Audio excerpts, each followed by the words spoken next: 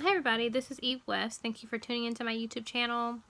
This channel is dedicated to a book I wrote. It's called Follow. My book is a book about spirituality, focusing on it in a very holistic way, not just a psychological way, but also an earthly. Typically, when we think about spirituality, think about the psychological mind, the etheric feeling body, love, caring, sharing, that type of thing. But we also have a reptilian aspect to us as well, which is earthly. And so that corresponds to the reptilian brain, which you can see, taste, touch, smell, and hear. And so until we embrace both aspects of ourselves and become conscious, if you will, bridging the masculine and the feminine together in holy matrimony, we're not going to experience fulfillment on the earth plane, if you will. And so my book really just exposes that, because when we descend into physicality, we're always forced to be just half of ourselves. That's why oftentimes this reality is called the demiurge or the demiurge. I like to stress demi because the prefix demi means half. And so we're always forced to be just half of ourselves. And, we're half of ourselves. We're not living in true integrity. And the part of us that, is neglected comes to meet us at the end of our incarnation. And it's called crucifixion because we've been, just this aspect of us has been held away for so long, and it becomes disgusting and filthy and debased. And so, New Age calls it the Kundalini, but I call it the earthly sacral aspect. And the earthly sacral is the is located, it's the energy system or chakra system that's located at the base of the spine. It's referred to as the Muladhara, and so when you see the word Muladhara, you see mula, and so mula is money. And so our ability to manifest is taken away from us in this reality, so we can so this astral aspect of ourselves can experience whatever it wants at our expense. So we're slaves, if you will. The ego is always a slave to the astral, and the astral is always a slave to the elite that govern this false reality. So, this particular chapter is called Saturnalia. This particular chapter is called Saturnalia. And Saturnalia, is a Roman pagan holiday. It's a Roman pagan holiday. Many people aren't as familiar with Saturnalia, what that is. But this is where we get Christmas from. This is where we get Christmas. And so, looking at Saturnalia, there are many different facets, if you will, aspects to it that correlate a lot to Christmas, like, Christmas trees and things like that. Like they use Christmas trees and they exchange gifts and things like that. Very similar, but Saturnalia was a pagan holiday. And so it really, it was something that, a holiday that they used to celebrate Saturn or Satan, which is a debased form of Saturn. And Saturn is the material. So they would, have a lot of gallivanting in the streets, and, social norms were, reversed, if you will. And so the kings and the monarchs and people in power would serve their slaves. And, the roles were reversed, and you had a lot of drinking, a lot of sex, and, things like that. And they chose a Roman citizen. They called them the Lord of Misrule. And so they chose a Roman citizen to indulge in all these different, the seven deadly sins, basically. And this person was killed and sacrificed, if you will. And so, Saturnalia has many correlations to Christmas. And, if you look at Christmas, even in the Bible, in Jeremiah 10, it talks about how Christmas is a holiday for heathens. It's a holiday for heathens. And, this was very striking to me because, I never really, was much of a Bible reader, so to speak. I went to church, and I was programmed at church. And church was very boring, and it was boring for a reason. Because before before the age of 7, a child is in a theta brainwave frequency. And so it was intentionally made for church to be boring for me, because it wasn't supposed to be something that I listened to. It was supposed to be something that I heard but didn't hear. And so people don't really understand, but everything you can see, taste, touch, smell, and hear goes into the mind. It's not your choice. And so although you may not be consciously aware of it, it's still there. But when I start to wake up and look at just look at the Bible, if you will, and see it, in a very metaphysical, insightful way, I really was just blown away by it, and how Christmas has very an insidious, what you would call, meaning behind it. And reading Jeremiah 10, it talks about the Christmas tree. I'm just going to read you an excerpt from the chapter, starting at 1 to 5. I'll read 1 through 5. And so it says, Hear ye the word which the Lord speaketh unto you, O house of Israel. Thus saith the Lord, Learn not the way of the heathen, and be not dismayed at the signs of heaven, for the heathen are dismayed at them. For the customs of the people are vain, for one cutteth a tree out of the forest, the work of the hands of the workmen with the axe. They deck it with silver and with gold. They fasten it with nails and with hammers that it move not. They are upright as the palm tree, but speak not. They must needs be born, because they cannot go. Be not afraid of them, for they cannot do evil, neither also is it in them to do good. And so, here you see that it's talking about the Christmas tree. It's telling you the Christmas tree is for heathens, people who are not of God. It talks about vanity, and vanity is the superficial. It's Satanism. The overindulgence of the superficial or the material. And so, when I read this, I was like, "Are you insane?" That's crazy, because I grew up, just observing Christmas and thinking that it was just a happy-go-lucky holiday. And when I looked at, Santa, and how Santa's, if you rearrange Santa, the letters in the word Santa, it rearranges to Satan. I was just blown away. I was like, really? Like, this is crazy. And, it made me literally sick. It made me mentally ill in a way, because I really started to realize that, I'm in hell. I'm living in hell. That's why we say hello.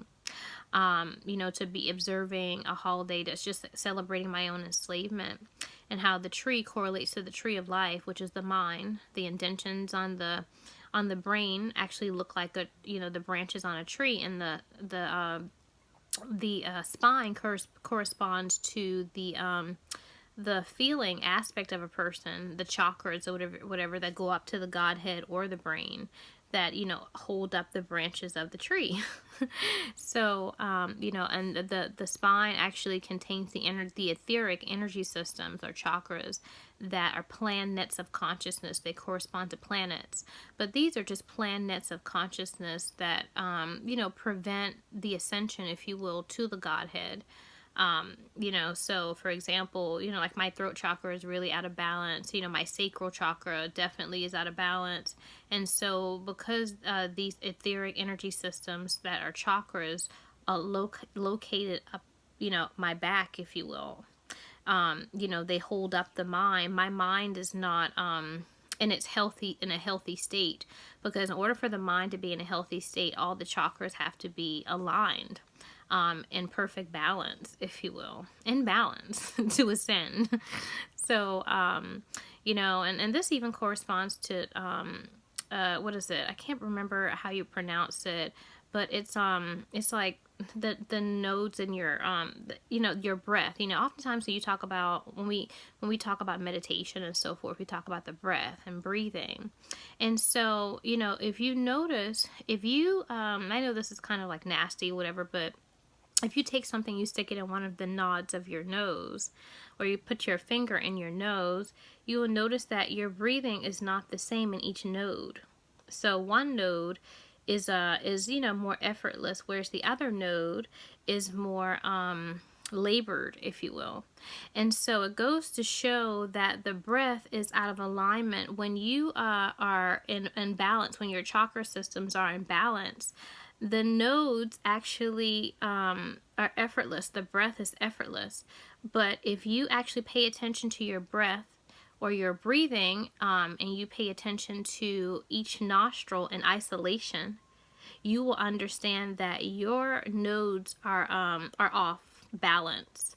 And so this is done and purposely within earth reality, within physicality, to make sure that you don't ascend, if you will. You stay here forever as slaves, pretty much, because you're out of balance. Until your back is balanced, until your your chakra energy system is balanced. Like I said, my throat chakra and my sacral is off. I won't be able to ascend and escape the reincarnation system. Those have to be in alignment. Everything has to be alignment, like boop boop boop boop boop. Like a space shuttle or something like that. All the little lights have to go off, do before you can get out of here. And so I wanted to just kind of point that out, if you will, when it corresponds to Saturnalia and Christmas, and how Christmas is just, an enslavement. It just, celebrates the enslavement of the mind, the tree. All the ultraviolet lights around a tree are the zodiac coffins, because when you incarnate as an ego, a personality, a polarity from the zodiac. And so that could be, for good or bad, wherever it falls on the checkerboard floor of Freemasonry. So if you're playing the white part of the checkerboard floor, like for me, I'm playing the white part, and so that is, the angel, whereas the black part is the demon, in a polarized sense. I think you can play either one, but it's in more balance, if you will. But my play of existence is very polarized, if you will. So I'm totally out of balance. So I'm playing the super angelic, saintly, angel white part of the floor. So I want to talk about that. And, just how there's the insidious nature behind Christmas, and the correlation to Saturnalia and the celebration of Satan or Saturn. And how this is a part of everyday culture, or not, part of our culture in America, in exposing that, using the Bible. To me, that's insane.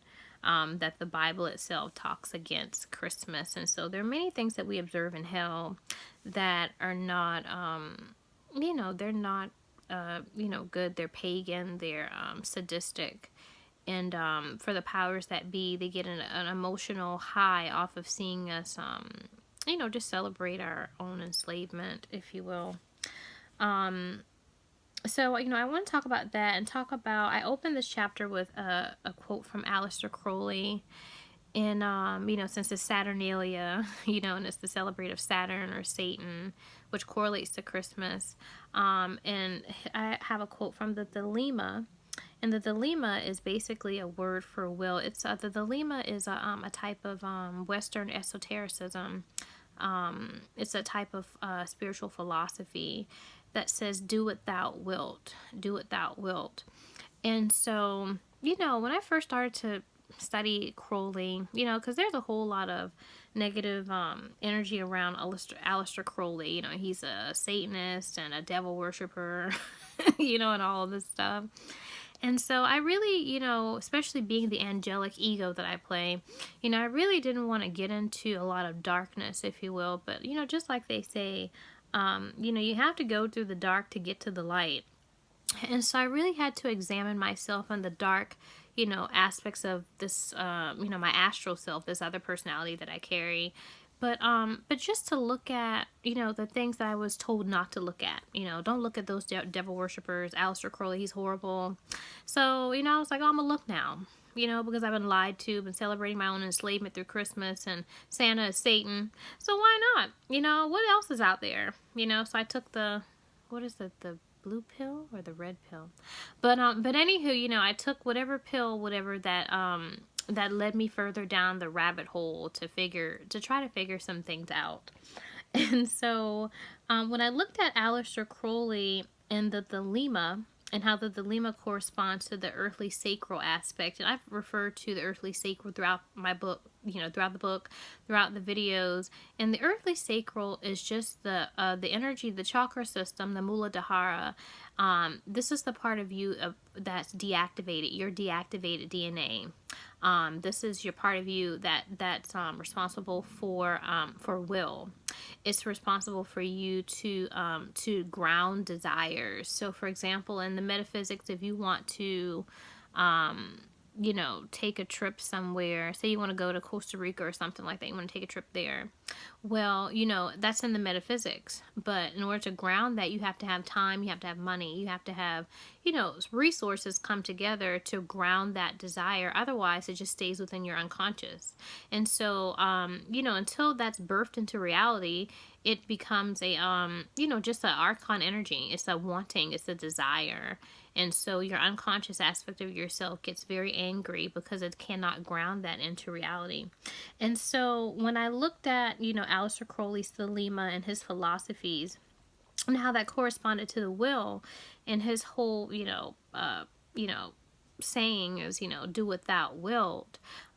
He really, really understood that mankind is always enslaved because they don't have the will. We don't have will. We don't have, or I should say, we don't have control over the will. That's why the creators of our reality are called the Lord of the Rings. They're the lords of the rings, or they're the gods that govern this existence, that govern our existence. And so because of that, they own the masculine aspect of ourselves, which is on the astral realm. And so he realized this early on. I think in young adulthood, because when you look at Aleister Crowley's life, he grew up as a devout. His family is very religious, and I think that his dad would read them like scriptures every morning before breakfast or something like that. Like, they're very religious people. And so anytime you have a saintly being, like me, for example, I'm very saintly in certain aspects. And so because of that, I have a very suppressed earthly part of me. And so because that part of me is so suppressed, my astral self that I go to at night when I give up the concepts of physicality and leave the body at night during sleep to be my masculine self is very nasty, filthy, and debased. And so, this really goes to show that when it comes to when it comes to Crowley, in his life, and people look at his life, he led a very, seedy life in a way. When the people that followed him, he pushed their will to the point of like self-degradation, and at some point, he really made people do very carnal, disgusting, filthy things. And so people looked at Crowley in a very negative light. But, to play devil's advocate, if you will, when I give up this mind and give up this body and I'm able to find realization and consciousness of the way that I am my masculine self on the astral, it really mirrors a lot of the things that Crowley made his followers do, if you will, in physicality. Because, it's like, the world is not out there per se. The world is within us. It's within. And so since the world is within and we are everything that we see, if we're judging it and saying that's bad, then that part of us is going to meet us at the end. And it's like whatever we judge, we're going to have an issue integrating it within ourselves. So like, what does that mean? Well, say, for example, I'm not sure if he did this, but say Alexander Crowley had his followers have sex with animals. Like, I love puppies. I would never want to, have sex with a puppy. I think that's so wrong. I judge that. But, Aleister Crowley, say if I was a follower of Aleister Crowley, he's like, yeah, you like puppies, don't you? Well, you know what? You're going to have sex with a puppy, and I'm like, no, I don't want to follow you anymore. But bestiality exists. Bestiality within our world, within this mind I have exists. And so that aspect of me will meet me at, at judgment, and so what he's trying to do, just this hypothetical scenario between me and Aleister Crowley that, I have going on in my mind and my fantasy, he's trying to actually help me to integrate an aspect of myself, an alien aspect of myself that I don't really recognize. It's like, we are everything. And so if you're judging someone who's having sex with a dog, you're judging yourself. So anything that we judge, we're judging ourselves. Like I said, when I woke up and I found out that I don't like black people, I don't like black women, and I'm black, I'm black and I'm a black woman, and I was trying to figure out, how that come about. I mean, I don't really love any race as an ego. I'm just like, whatever. But, I was just trying to figure it out. I was like, how did I come to hate myself? I hate myself. How did that happen? And, looking at the programming and how black people are portrayed and how I had a relationship with my mom, which is the most important connection you have with a black woman, right? Your mom, if you're a black woman. And so that was horrible, a horrible connection. And I realized that, okay, this is this unconscious aspect of me, and this is how it got there. And so, looking at Aleister Crowley, he, although on the surface, from a superficial standpoint, he just looks like a psychotic lunatic, whatever, a devil worshiper, what have you. But when you look at him from a more insightful, third eye open, type of perspective, he really had a wealth of information because he wanted people to integrate the inner to the outer. He wanted to bridge the gap between the saint and the sinner, the angel and the demon. And so when you're so cut off from yourself and you can't see yourself and other people, then it's a problem. And, during my path, my spiritual path, I really, did try to integrate the mind in many ways, trying to get into the and empathize with this astral aspect of me, because I didn't want it to rush up, upon me, to me upon death, if you will, where I like to, have sex with the little puppies and stuff like that. Like, oh no, it's like, I don't want to have sex with the puppies. It's like, yes, we like puppy sex or something. I don't know. The thing is that from where I'm sitting, I really can't relate, if you will, to that type of thing. It's just not something that, I'm into, and I can't even fathom, I'm like, okay, like, how do you even get to that point? You're like, you just got a puppy, and you're like, you know what? I just want to screw my puppy, like one day, like what, like what happened, you just all of a sudden, like one day, just, say that. But anywho, that is what Aleister Crowley was trying to do. He was trying to bridge the gap between the angel and the demon. And so, do what thou wilt is a type of, a philosophy, if you will. I call it it's a spiritual philosophy. The Thelema is a spiritual philosophy that makes you more in touch with your will, which will make you more balanced. And so when we look at the types of things that Aleister Crowley did, and we look at how he grew up, before the age of 7 at a theta brainwave frequency, where, his family were devout. He really, it was good that he woke up at a certain point and said, hey, living within this restrictive, super duper restrictive environment is not right. This is not living within balance. And so, you never know. Maybe Aleister Crowley did find liberation and did escape the wheel of rebirth, because he was able to, just break away from the social norms and things like that, and the different programming, such as religion. That really said, be super duper good and live for God and deny yourself and be a devout and be a saint and, that type of thing.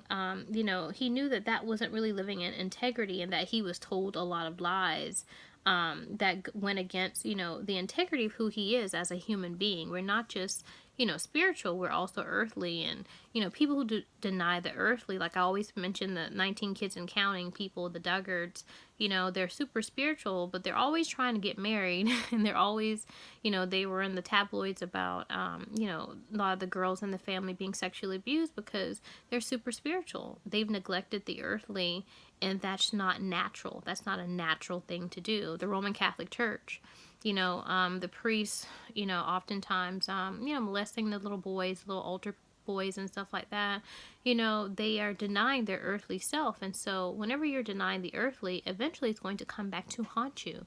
It's going to come back. And the problem is that the sad thing is that when it does come back, we don't blame the structure that facilitated this filthiness. We blame the people that, commit the crime or the sin or what have you. And the people who orchestrated it, they get away scot-free. So, our handlers, they always build in a structure that prevents them from taking responsibility. So we get to wear their shame. We get to deal with it, if you will. And, it's very sad. So when you look at Assassin's Creed or what have you, the Knights Templars or whatever, it's like they are, the assassins are trying to preserve, or like Aleister Crowley, basically, they're trying to preserve the earthly sacral and to make sure that mankind has free will and maintains a sense of balance, if you will. Without having their divinity taken away. Our divinity is always taken away, and we're just reduced to mere mortals. And so, that's not right. When you look at the word assassin, you see ass sins.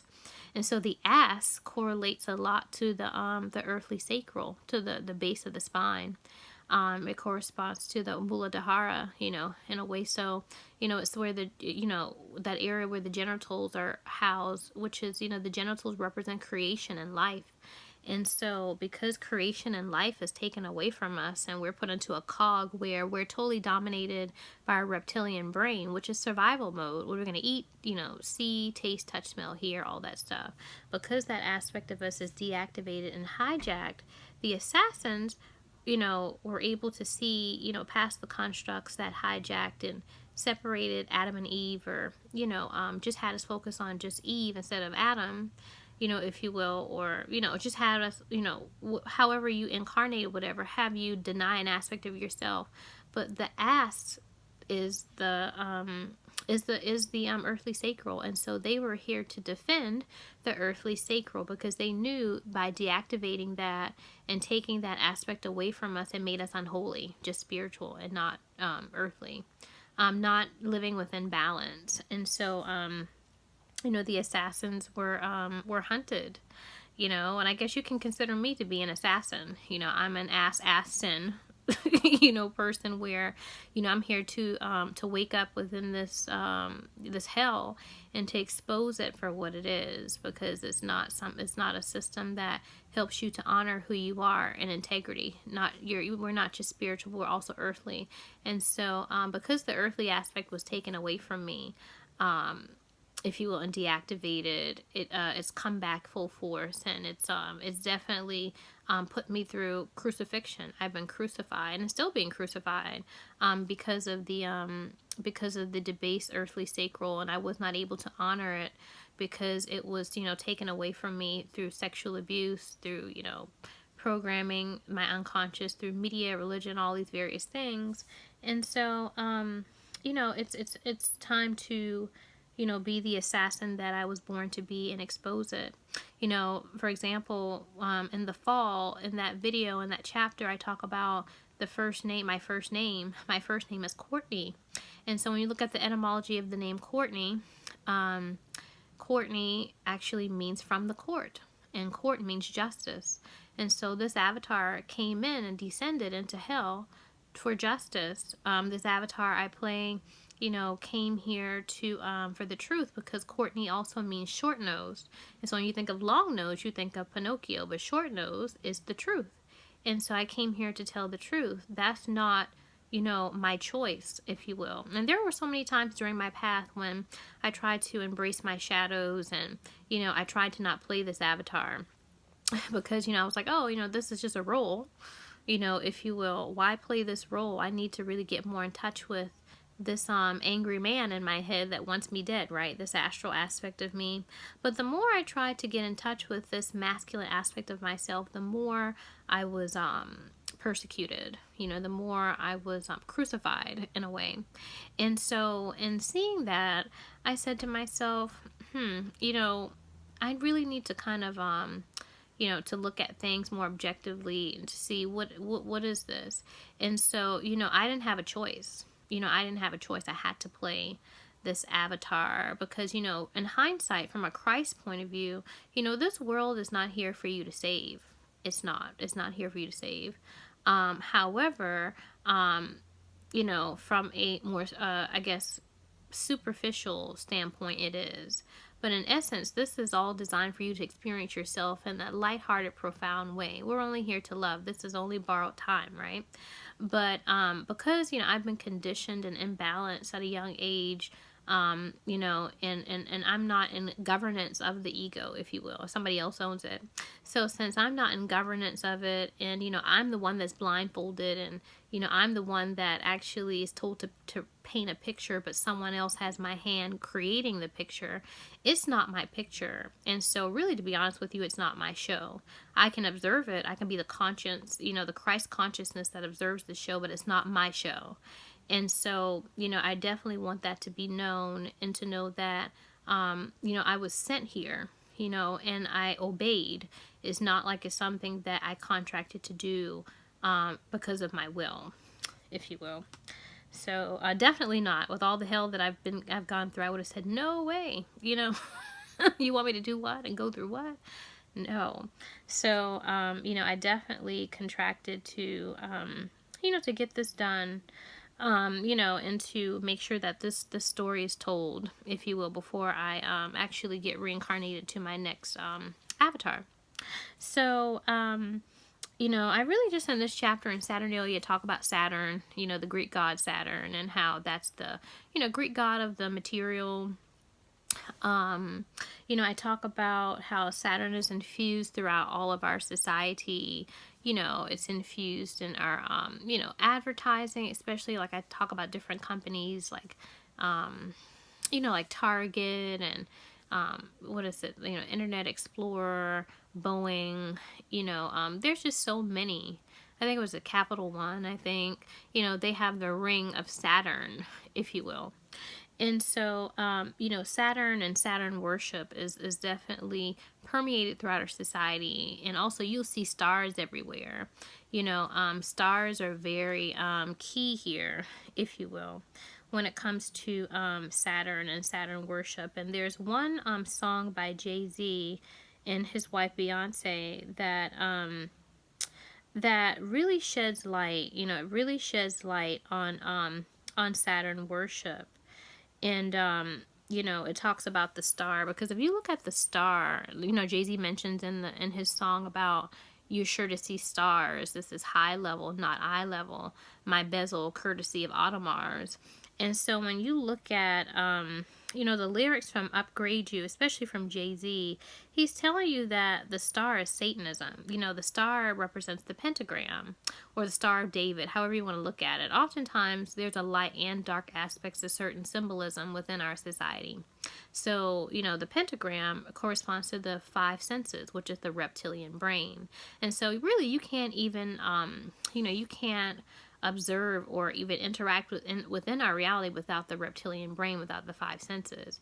And so, you know, he tells his wife, you know, have you ever seen Saturn? No, not the car, but everywhere we are, you're sure to see stars. And this is high level.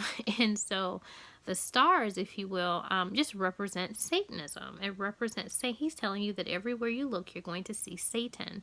In other words, you're going to see Saturn. And so Satan is Saturn. Saturn is Satan. You know, but Saturn is not supposed to be imbalanced. You know, Saturn corresponds to the third eye, and the third eye, you know, is your insight, if you will, but when this is out of balance, it's Satan, it's satanic. And so everything is Satan, and everything in our society represents these 7 deadly sins.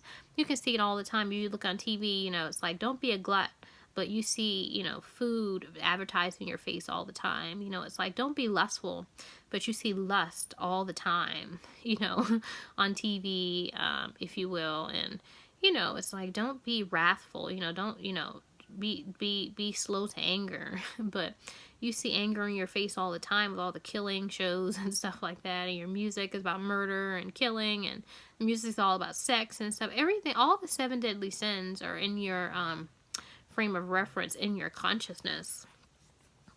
And so because, you know, these things are put within your consciousness, you know, it's in there. We don't decide what goes into the mind. So how is it that you're going to bring people to judgment for the 7 deadly sins, but it's something that you infuse within their consciousness? You know, you can't blame someone for, you know, what is a part of them, you know, but whatever we see is a part of us.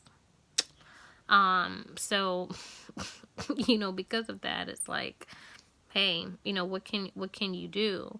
But the false creators of our reality, they will blame us for these 7 deadly sins. And so, you know, looking at song lyrics like Upgrade You, and, you know, looking at the pentagram, you know, the stars are everywhere in our society. Satanism is everywhere in the flags of our countries, you know, in the education system. You know, teachers give their kids stars if they do well. You know, I was a teacher, so, you know, I was like, oh, I didn't know that until I woke up. You know, media and entertainment, if you're going to see a movie or going to a restaurant or somewhere, you look online to see the stars, the star reviews. You know, in religion, you know, the Star of David, you know, the North Star, everything stars. You know, they put stars everywhere. So they're letting you know that all the constructs of the Matrix are based upon Saturn. They're based upon Satan. And so this is Satanism, if you will. And so when you look at the whole holiday of Christmas and Saturnalia and how they correlate to one another, they really correspond to the devolution of consciousness, how consciousness devolves.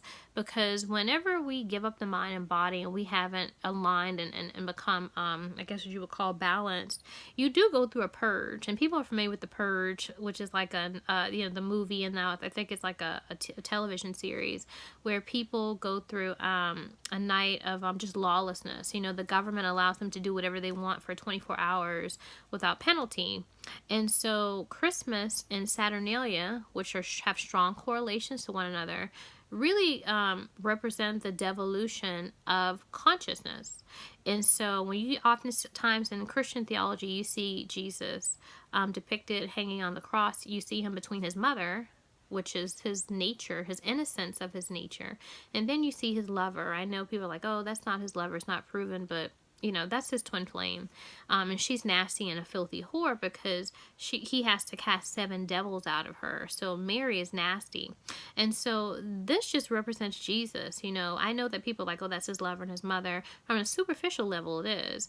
But from a more metaphysical, you know, insightful, you know, standpoint, this is his nature, Mother Nature. Mother Nature has just, you know, devolved into filth. And so you start off with Christmas, which is kind of like nice and, you know, happy, whatever the case is. But you devolve into Saturnalia, which is all about, you know, sex in the streets and drinking and sacrificing people and, you know, that type of thing.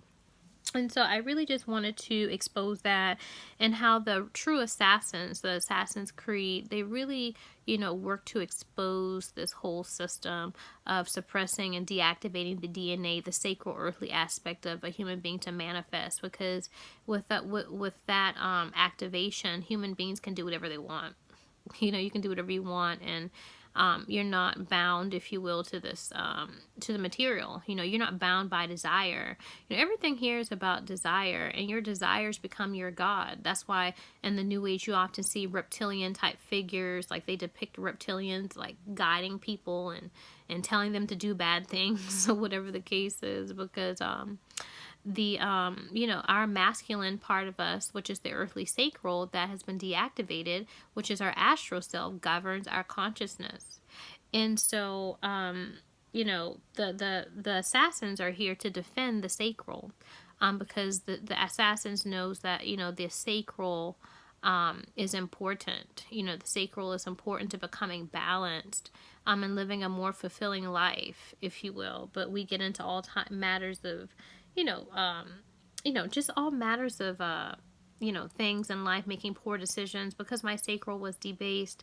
I got divorced, and, I lost custody of my daughter for a little bit. I had a nervous breakdown, observing a lot of the spiritual practices that, in the new age made me more right brain feminine inflated and less left brain. So I became more devout and living for God and chastising myself and eating a vegan diet and, being more forgiving and loving. I was already those things, I was already forgiving and loving, and, I was never a whore per se, but, I was, I was never really somewhat, I was more sexually prudish in a way, so, these things that were already a part of me, but it got exacerbated, and it put me in a downward spiral, if you will, to leave me further disconnected from my masculine sacral self. And so pretty much that is what, this chapter is about, and just kind of, living more in balance, doing without wilt, if you will, and honoring yourself as opposed to honoring other people, and honoring your country, or honoring your children, or honoring, your job, or what have you. What do you want? What is, this is all about you. This is not so much about, other aspects of you, but it's about you. And so when you honor yourself, you honor others. And so, it's definitely, how it shows, this chapter shows, if you don't honor yourself, how you devolve into a disgusting astral aspect of yourself, and that self becomes God. I think one of the examples I mentioned in this chapter was like, if you, say if you are an alcoholic or something like that. If you're an alcoholic, and you need a beer or what have you, that beer, you've stepped out of consciousness. You're not making a conscious decision to have a beer. You have to have a beer. It's like, I've got to have this beer. And so that beer has become your God because it's making you do something. You should be at a point, you should be balanced enough in a way, at a point to say, hey, you know what? I want a beer, but I don't have to have a beer. I want that. Or, or that's something that I'm choosing to do, but if it's like, there's no beers, then it's okay. You don't have to have a beer. You're not a slave to the material. It's just, you're making a conscious decision, if you will, to have one. And so, I definitely get, I talk a lot about the relationship between the ego, which symbolizes Jesus in Christian theology, and Mary, which is the masculine aspect, if you will, to Jesus, his nature, Mother Nature. And so, I talk about how Rome, if you will, the governing body that, governs, that actually is control of this particular matrix system, the government of Rome, because they're the ones, in the Bible that's responsible for killing Jesus. And so I talk about how Rome represents the lords of the rings. They hold the sacral. They are the ones who hold the birthright, if you will. And so, it's very interesting in Madonna, because, the name Madonna represents the mother of Jesus, the spiritual, and how she was, her whole halftime show for the Super Bowl one year was Roman soldiers.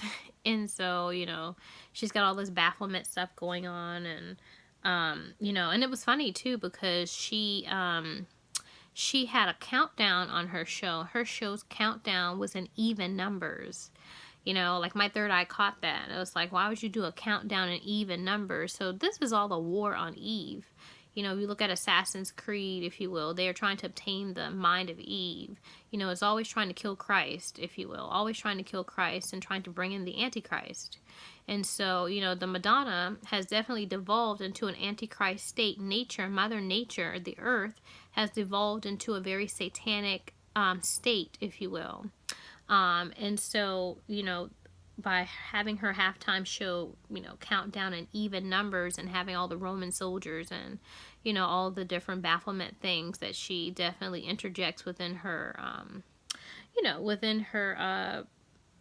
performances and stuff like that, it definitely shows that this is a war against Eve.